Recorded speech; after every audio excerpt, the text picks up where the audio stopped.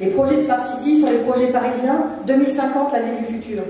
2050, on va considérer qu'on est en 2020, c'est-à-dire que dans 30 ans, on aura créé une ville et les générations qui bénéficieront de cet environnement dans lequel ils vont s'épanouir n'auront pas contribué à la construction de la ville en question. C'est dire la responsabilité que nous avons, puisque quelque part, il va falloir qu'on pense le monde pour nos enfants et nos petits-enfants.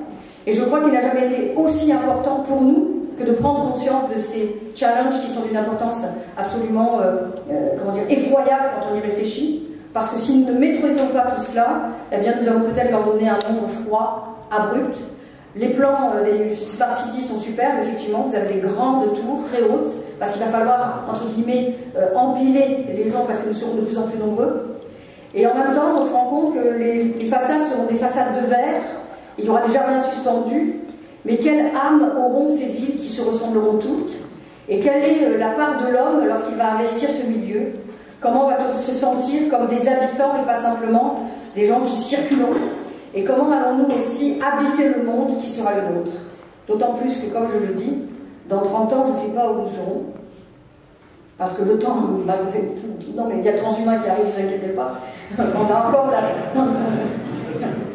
Mais c'est quand même, nous faisons quand même partie d'une génération, on est à l'entre-deux, il faut qu'ils épêchent si on veut... Bon, bref, je ne fais pas d'être... Enfin, nous sommes jeunes, quoi. Bref, et tout ça pour dire que finalement, cette ville de demain, il va falloir la penser, la concevoir et l'entrevoir en ayant cette responsabilité de penser aux générations futures. Et ça, c'est important. Ensuite, d'un point de vue un peu plus philosophique, parce qu'il faut quand même que je prêche un peu pour ma paroisse, parce que vous vous doutez bien que la philosophie est une entreprise tellement fabuleuse que je ne pouvais pas laisser de côté la grande philosophie. Déjà, quand j'ai lu Descartes, je suis métaphysicienne, hein, à Nice, moi j'ai travaillé sur la métaphysique, et quand je travaillais sur la métaphysique, tout le monde me disait, oh là là, c'est pas la mode, il faut être phénoménologue. Et moi je me disais, oui, le phénomène, très bien, mais moi je préfère la métaphysique. La métaphysique du XVIIe siècle, celle de Leibniz, de Descartes, etc. Et Descartes me disait que l'homme voulait se rendre maître et possesseur de la nature. Et je me dis, il avait raison. Fin 16e, début 17e, il me prédit déjà ce que je suis en train de vivre aujourd'hui. L'homme se rend maître et possesseur de la nature. Parfois, elle se retourne contre lui, mais malgré tout, il arrive à se rendre maître et possesseur de la nature. Quelque chose de fabuleux. Descartes, pour la première fois, nous propose dans la dioptrique la chambre noire de l'appareil photo. Si personne n'avait cru dans le projet cartésien, l'appareil photo n'existerait pas. Le monde d'aujourd'hui, c'est un peu ça. C'est cette façon dont nous envisageons ce qui sera créé demain. Et les entrepreneurs ont leur part à jouer et à penser là-dedans. On ajoute autre chose. Il a dit, un jour, l'âme sera comme un pilote en son navire. Et là, bien évidemment, je ne pouvais pas laisser de côté ce transhumaniste qui demain sera peut-être cet homme à qui il restera une âme, effectivement, mais dont le corps aura été tellement changé, métamorphosé, qu'il sera peut-être passé de cet homme mutant à cet homme cyborg, et à cet homme qui, beaucoup plus grand encore, sera celui du surhumain, c'est-à-dire cet homme augmenté. J'ai presque envie de vous dire que le premier philosophe de l'intelligence artificielle et de l'homme augmenté, c'était René Descartes. Un Français. Formidable, parce que justement, on a tellement de philosophes allemands que pour une fois, on peut dire qu'il aurait pu être niçois, il avait un défaut, il était de la région de Touraine, mais tout le monde n'est pas parfait, je suis d'accord avec vous. Et donc, quelque part, on se dit, un Français a eu cette initiative de penser déjà ce monde de demain, au XVIe siècle, et Descartes, qui a été laissé un peu de côté, est un philosophe qui revient à la mode. Autre chose, juste pour vous amener sur des petites pépites de philosophie. Vous avez un penseur comme Aristote, qui vous dit que le monde a été engendré par un intellect agent. Et me laissant aller à réfléchir à cet intellect agent, je retrouve l'intellect IA. Et je me dis, mais alors, Aristote, dès l'Antiquité, me parle de l'IA, de l'intellect agent, c'est-à-dire de l'intelligence artificielle. Alors je me suis dit, retourne étudier les anciens, ils t'en apprendront beaucoup sur le futur. Et là, j'ai compris que la ville de demain est une ville qui va être, comme je l'ai dit tout à l'heure, rivée à la connexion. Les hommes vont être connectés, oui, alors ils vont être dans une phénoménologie. Merci Husserl, merci Merleau-Ponty. Je vais parler avec Charles, mais par connexion interposée.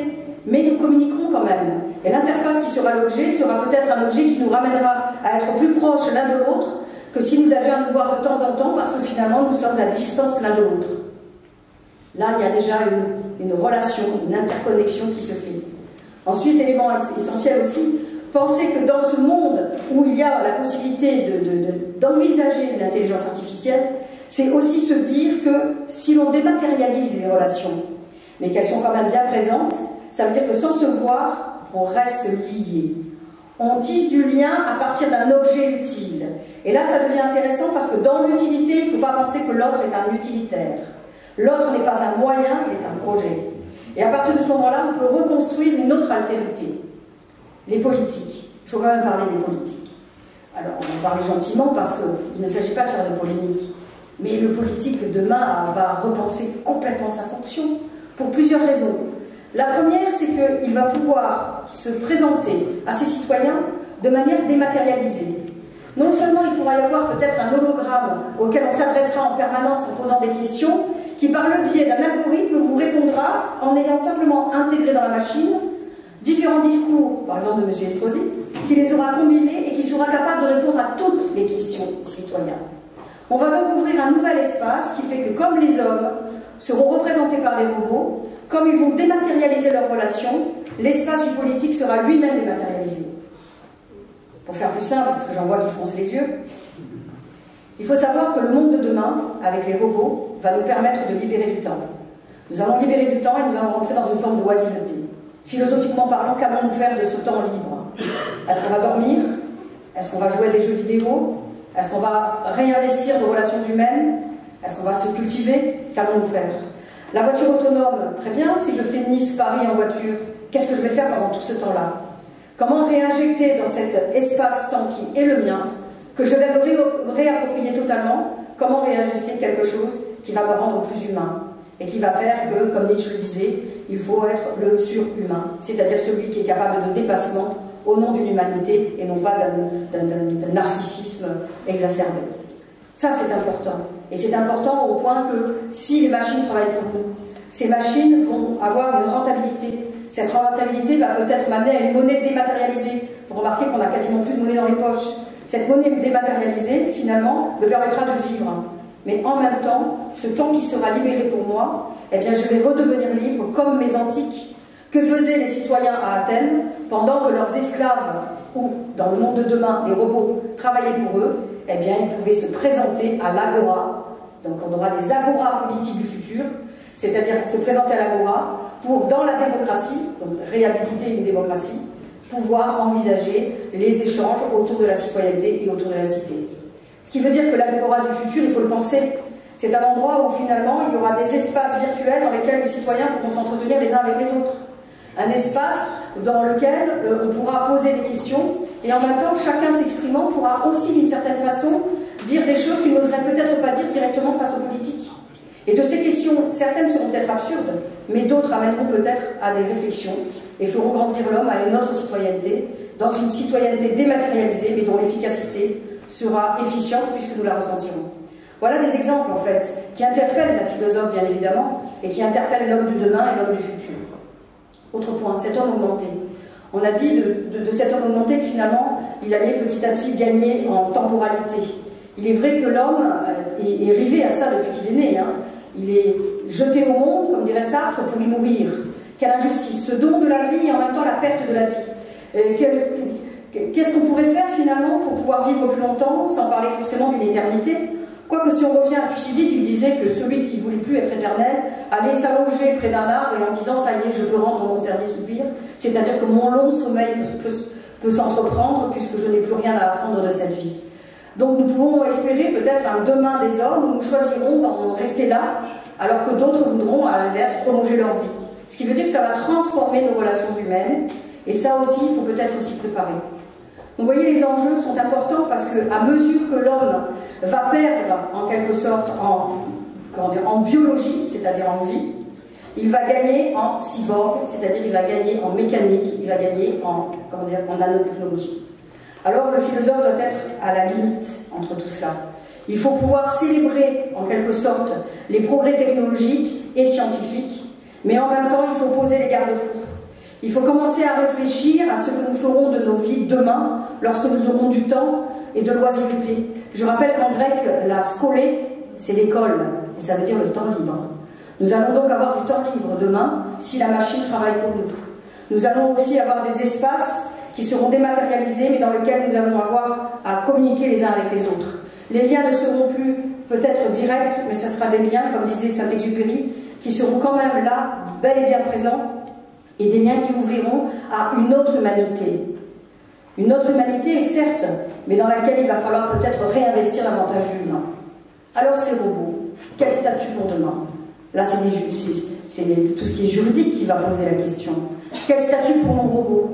Quel nom vais-je lui donner? De plus en plus, le robot prend une part importante dans nos vies. Alors, il le prend de manière complètement aléatoire, j'ai envie de vous dire, puisque nous avons nos téléphones, nous avons tous ces objets qui sont là. Mais en même temps, nous avons un attachement à ces machines, puisque quelque part, nous en sommes tributaires, nous en sommes dépendants. L'intelligence artificielle va faire aussi qu'on va anticiper sur mes désirs de demain. Je vais devenir un grand algorithme, c'est-à-dire tellement prévisible qu'on va anticiper sur mes souhaits. Il importe pour moi, la philosophe, de repenser aussi quelle va être la liberté, en tout cas, quelle sera ma liberté demain, si tout est déjà prévu pour moi. Comment vais-je trahir la machine? Comment vais-je essayer de jouer à la faire perdre pour que d'une certaine manière, elle n'ait pas toujours raison? Vous voyez, ce sont des points importants, ce sont des petites pistes que je jette comme ça pour que vous ayez à l'esprit ce devenir qui nous importe tous. Bien évidemment, nous avons une grande responsabilité parce qu'il va falloir envisager toutes ces thématiques de demain, toutes ces thématiques dans lesquelles nous avons une part de responsabilité puisque nous allons les mettre en œuvre pour les générations futures. Et la chaire a vocation à cela, à réfléchir à cette humanité de demain, à ce dépassement de l'homme par l'homme, cette possibilité aussi de repenser le spirituel, une fois que tout sera transposé dans un grand algorithme, quelle spiritualité pour l'homme de demain? Et puis ces robots, comme je le disais, quel statut leur donner? Il y a l'intelligence artificielle, pour ma part il y a aussi l'émotion artificielle, le sentiment artificiel. Je rappelle, juste pour la petite boutade, si certains s'intéressent à la question, je pense que c'est pas facile inaperçu, depuis quelque temps ont été créés quelques robots sexuels. Voilà, je vois bien que vous savez. Je crois que c'est le seul peut-être terrain sur lequel je n'aurai pas de cours à donner. La première chose, c'est que pour ces messieurs, vous avez une belle Samantha, une latino magnifique, qui pourra vous servir de compagne. Mesdames, nous ne sommes pas en reste, nous avons Henri. Vous allez trouver un prénom peut-être un peu plus exotique. Voilà, oui, c'est pas. Bref, en tout cas, ça signifie que quelque part, l'humanité est aussi capable d'aimer quelque chose qui sera de l'ordre d'une entité, mais qui n'aura pas véritablement d'incarnation dans le monde. Ce qui fait que là, il faut être vigilant, parce que bien évidemment, oui, je peux aimer mon robot, bien évidemment, il ne sera pas contrariant, bien évidemment, il aura peut-être une capacité à m'écouter et à me faire rompre avec ma solitude, mais en même temps, il faudra quand même se dire que ce robot ne doit pas prendre la place totale de l'homme, il ne doit pas être celui qui remplace complètement l'individu. Je vois que Pierre Jean-Bart me fait des grands signes pour que je me taise. Voilà, ça commence. Dès qu'un philosophe a une tribune, c'est comme le barde dans Astérix, et on revient à des choses absolument abominables, c'est-à-dire on me baillonne et on va m'accrocher bientôt dans l'arbre, avant le banquet. Eh bien, je vais profiter encore de quelques minutes, si vous le permettez, pour vous dire quelque chose encore qui est important. Quand je parlais de l'empathie que l'on va développer envers ces objets, je pense qu'elle est importante pour aussi les personnes âgées, pour les personnes qui n'ont pas toujours à leur côté une présence, et le fait que justement il y ait une sorte d'humanoïde ou cette entité qui est là, eh bien ça pourra les aider. Je dis ça pourquoi? Parce que le robot prend de l'importance. Non seulement il en prend, mais vous savez que les militaires se servent beaucoup d'un double qui est aussi leur protecteur. Et on se rend compte par les rapports qui ont été donnés par les États-Unis par rapport à ces utilisations de robots particulières, il faut savoir que les soldats qui sont rentrés du front et qui n'ont pas été blessés, mais dont le robot a été détruit, alors que c'était le binôme qui les préservait, ces hommes-là ont présenté des troubles psychologiques. Parce que pour eux, c'était leur double, une entité particulière, à laquelle bien souvent ils avaient donné un prénom de type féminin, comme si c'était un ange particulier qui veillait sur eux. Ces hommes-là ont développé une empathie avec la machine telle que ça a créé du symptôme. Donc je crois que dans la ville de demain, on a commencé par nourrir hier des Tamagotchi auxquels on s'est tous attachés. Hein, rappelez-vous, moi je me rappelle mes étudiants, je confisquais les Tamagotchi et je nourrissais les Tamagotchi quand ça bipait parce que les étudiants me disaient « Madame, surtout ne les laissez pas mourir ». Vous voyez? Par contre, on oubliait de nourrir le poisson rouge dans le bocal. Il faut quand même signaler la chose. Donc qu'est-ce qu'on va faire de cette humanité justement qui va s'attacher à des robots? Quel statut aussi pour ces machines? Et comment revenir à cet homme? Alors je conclurai ici, avant de me faire foudroyer par Pierre Jean-Bart, je veux juste dire que si demain l'homme est augmenté, si petit à petit nous remplaçons chacune des pièces qui deviendraient défectueuses Par la même occasion, je dis revoyons aussi la carrosserie de manière à ce qu'il y ait quelques avantages à la question.